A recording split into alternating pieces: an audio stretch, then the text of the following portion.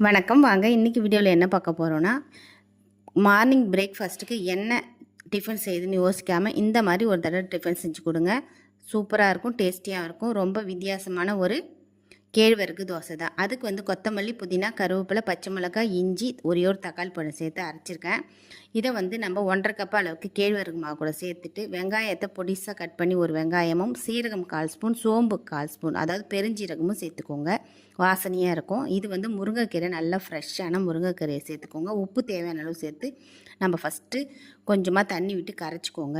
கையால் தான் கரைக்க முடியும். கரண்டியால் வச்சா திப்பி திப்பியாக நம்ம கரண்டியில் கலக்க முடியாது. இப்போ அதுக்கப்புறம் கரண்டி போட்டு நல்லா கரைச்சி வச்சுக்கோங்க. இதில் தோசைக்கல்லை காய வச்சு இப்போ நம்ம தோசை எடுக்க வேண்டியதாங்க. சூப்பராக இருக்கும், ட்ரை பண்ணி பாருங்கள். கேழ்வரகு நல்லா வேக வச்சு சாப்பிடுங்க, இல்லைனா ஒத்துக்காது சிலவங்களுக்கு. நல்லெண்ணெய் விட்டு செய்யுங்க, சூப்பராக இருக்கும். அவ்வளோதாங்க. இந்த வீடியோ பிடிச்சி